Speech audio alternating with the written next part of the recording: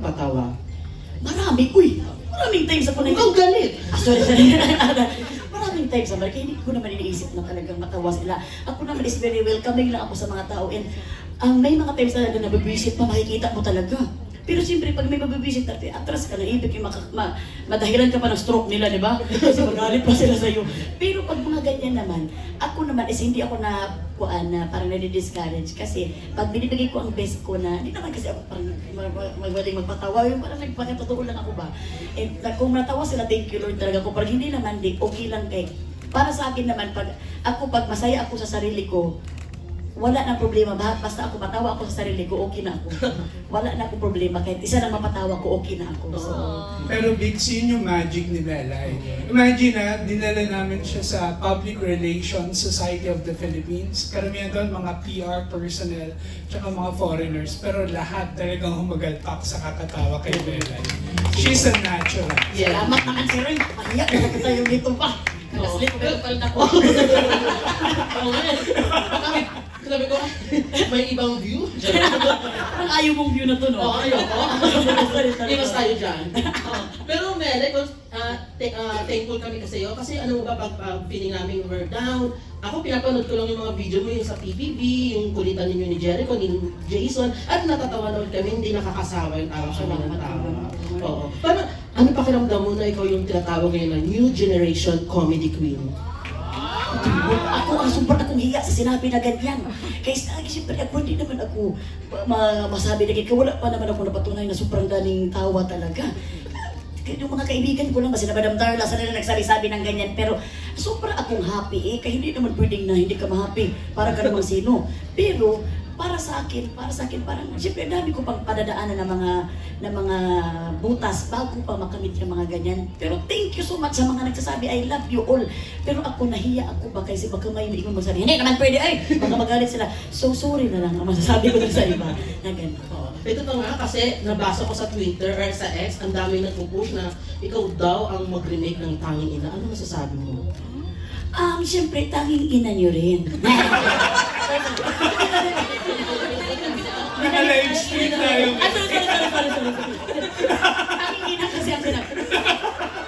Supra ako na nag-message yung kaibigan ko sa akin na yun lagi daw. Kung ikuan sa akin, ikuan na naman, i-offer sa akin, so why not? Sobrang happy. Pero siyempre, hindi na din pwede i-bypass si Miss Ay de las Alas kasi siya talagang ating queen of comedy. So hindi natin pwede kasi siya talagang dami niya napatunayan na comedy naman. Ayan pa si Ate Pokey, di ba? Sila Miss Eugene Domingo. So kung ikuan, why not? Pero sana, kanang wala tayong ma-hurt na mga kuan. Bongga! Hindi pwede mag-hurt. Gawa na lang tayo ng sarili natin, no? Ano sa palagay mo yung bagay na title ng movie mo? Kuan ng ina. Puro tawa naman kayo, Chachalo. Chachalo lang mga kuan ni Zen. Thank you and congratulations, Maduha. Thank you so much, Billy. Very guwapo. Okay, our next question will come from Alan Sangkon of Starbuzz. Sir Alan yan, grabe na pictorial talaga sa akin yan. At after pictorial na, dinidilit agad niya. Alam ko yan. Ay, tas gitna pala sa kay ang kanyang video.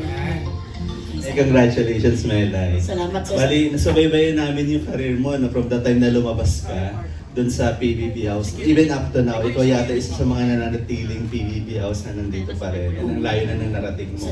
Yung sarili ka ng talk show, di ba? Pero did you imagine yourself na na parang kumbaga paglabas mo ng bahay ni Kuya, magiging host ka? Kasi parang tinitignan namin comedy yung dating mo sa mga movies, di ba? Wala akong naisip talaga niyan, sir. Kasi yung pagkakuan ko nga, pagkapasok ko sa PBB, parang na-disgrasya lang siya ba? Na parang loko-loko lang ng mga kaibigan. Tapos nung nakita ko na dito ang swelduhan dito, medyo nasilaw na ako. So, pagkatapos nun, parang nadire-diretso na. Pero wala akong mga plano-plano na ganyan. Kaya hindi ko man alam kung anong capabilities ko. Ang alam ko na siguro, mga maloko lang ako, yung mga tawanan. And thank you, Lord. Ang nag-suggest talaga sa akin na maging host talaga is ang aking asawa, si Jason. Siya talaga ang nagsabi sa akin at sinuggest na kay Direk Lori na, Direk, mas maganda to ang aking asawa na maging host ko siya, Direk. So wala pa naman ako nag-host doon, pero parang nakitaan na siguro niya na ang ingay ko sa bahay. Kaya naman umaga na, bakit ngayon ka lang umuwi? So talagang, After nun, talaga na diretso na magandang buhay na, I dare you, diretso na yung at nanahimik na ang buhay ni Chelsea. Kasi hindi na sa bahay nagdadaldal. Sa host TV na ako, hosting na ako nagdadaldal. Tapos nakita namin dun sa teaser na kung bakit nagkaroon ng one-on-one because nag-viral yung speech mo dun sa AAA, di ba? Ano ba yon? Parang malaman lang namin, prepare mo ba yon? O parang spontaneous lang na lumalabas sa'yo yung speech na yun? Kung sasabihin ko na pinipare ko yun, baka magmura kayo sa akin. Dahil nakapangit ko yun. Hindi kasi yun, ang aking family sa aking pulp studios, ang aking pulp is very lovable talaga sila sa akin. Sila Inang Reyna, sila Madam Kring. A-attend daw ako ng AAA. So ako, akala ko a-attend lang kasi mahal ang ticket nun eh. Mga tag 20,000 plus ngayon. So attend ako, doon pa lang sa pag-attend, very happy na kami. Kasi siyempre, ilan kayo a-attend? Siyempre, sinobrahan ko, libre na eh. Anak ko, mahilig pa sa K-pop. So talagang dinamihan ko pag-attend. Pero ako daw, magagawin daw ako, wala akong alam-alam na may award ako. Niluloko nila ako na may award daw yung uma-attend. Siya! Ano naman yung award ko? Ano award ako ng pagalitan ako? Hala, pagdating doon kayo may award pala ako. Kaya pala nung nandun ako sa lamesa, aalis na ako, doon ako upo doon sa audience. Nagalit ang Koreano. Choka! Hasin ko! Kaya siguro ang camera pala nila naka-choreography na pala. Doon ako nung tinawag na ako, tapos wala ako makausap doon, parang nag-anxiety nga ako. Tunig sila pa, pwede kausap ko. Yung mga Koreano nakagano'n na talaga, 6 hours na ako. Grabe naman to sila maka-penetrate sa kanila magiging artist. Ako, kaya nakagano'n na ako, parang pagod na ako. Nung tinawag ang pangalan ko, grabe naman. Uy, so ako parang ano sasabihin ko dito? Mabuti, may nauna pang nag-English na Koreano. Yun ang nasabi ko na. The rest is history na talaga hindi ko na kaya yung English ko doon. Pero ang pinaka-surable ko talaga na talagang mapasalamatan si Lord at ang family ko. At si Lord talaga, si Lord ang nabigay ng honor, award na yun. Wala nang iba. At syempre ang aking, si Inang Reyna, si Madam Kring, thank you so much. Aking pop studio family. You deserve it naman. Pero yung last question ko, parang kasi kumbaga pumapayag pagka na sa pagiging host, di ba? Ano yung gusto mong makilala ka? Kasi dun best actor, di ba? Parang dun sa movie mo. Mas makilala ka bilang best actress or actor or maging best host. Yan yung gusto mong, kumbaga, choice kung may choice ka. Sobrang salamat, sir, sa iyong katanungan, sir. Pero kung may choice lang ako, sir, no? Sobrang akong kontento kung anong ibigay ko, ano man ibigay sa akin.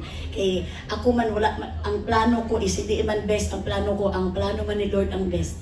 Kaya kung hinayaan ko na sa plano niya, mas the best yung parang reaction ko eh. So, kung ako sobrang happy na ako sa awarding na yun. Kahit yun na matanggap ko sa buhay ko, hindi ko na talaga hindi ko nga in-expect yun eh. Pero kung ano man, kung ba actor, actress, host, pero baka mas host na lang, no?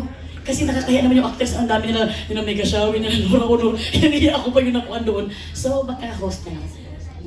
So, thank you, Melay. Congratulations Salamat, sa your new show. Congratulations. Thanks, Alan. Thank you. Ay, bakit dito si Mr. Ray Valera?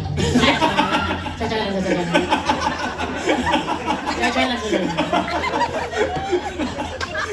Our next set of questions will come from